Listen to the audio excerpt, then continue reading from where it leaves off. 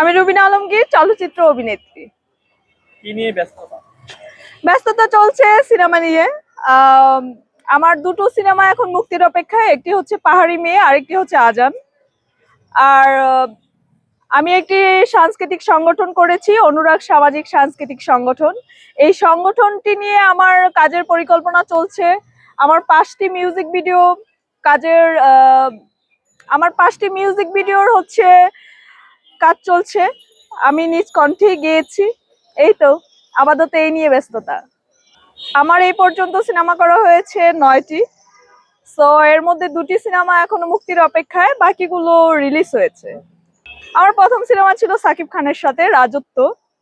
তারপর জয় চৌধুরীর সাথে সর্বশেষ সিনেমা মুক্তি পেল আমার শেষ কথা। তারপর ফুলজান, বাজি, তারপর সুস্বাগতম, ওইটাতে হিরো ছিল নীরব। এরকম বেশ কিছু, অনেক। আমার নিজ কণ্ঠে গাওয়া 5টি মিউজিক ভিডিওর কাজ চলছে। আর হচ্ছে 2টি সিনেমা মুক্তির অপেক্ষায়। আমি তো বললাম আমার একটি সংগঠন করেছি, সাংস্কৃতিক সংগঠন। সো ওই সংগঠনের কাজ চলছে। অবশ্যই আমার প্রথম সিনেমার হিরো, আমার কেন ইচ্ছে থাকবে না ওনার সাথে কাজ করার। উনি আমাদের বাংলাদেশের মেগা স্টার, বর্তমানে সুপার স্টার। কার না ইচ্ছে থাকে সাকিব খানের সাথে কাজ করার? ডেফিনেটলি। সাকিব খানের সাথে প্রেম করার খোঁজ খবর যদি 100% নিয়ে দিতে পারেন সিঙ্গেল, অবশ্যই এটাও করার ইচ্ছা আছে। প্রেম করবো সাকিব খানের সাথে যদি সিঙ্গেল হয়ে থাকে। তখন ছোট ছিলাম, এজন্য প্রেমে পড়িনি, বাট এই বয়সটা থাকলে তখন 100% প্রেমে পড়তাম। আচ্ছা, সিনেমা করতে গেলে নায়িকা হতে হলে পরিচালকের সাথে বিছানায় যেতে হয়, তা না হলে নায়িকা হওয়া যায় না। এই কথার সাথে আমি একমত নই। কারণ সবাই বিছানায় যায় না। বিছানায় তারাই যায় যাদের কাজ করার যোগ্যতা নেই। এজন্যই বিছানায় যায়, এটা তাদের কাজের যোগ্যতা। তারা এটাই পারে, এটাই ভালো পারে। সো ওই পারফরমেন্সটাই তারা বিছানায় করে এন্ড নায়িকা হয়।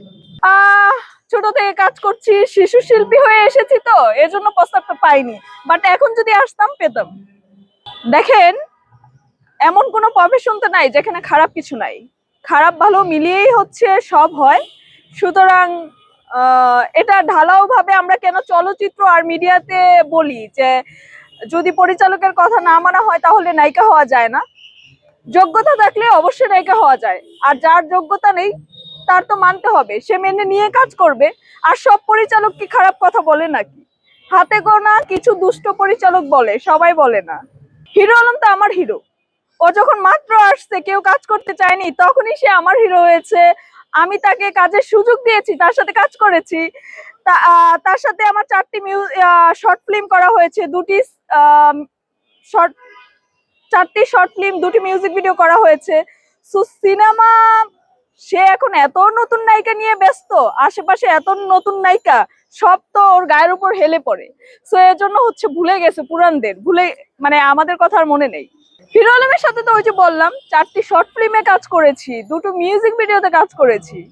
তখন সে আজকের হিরো আলম ছিল না।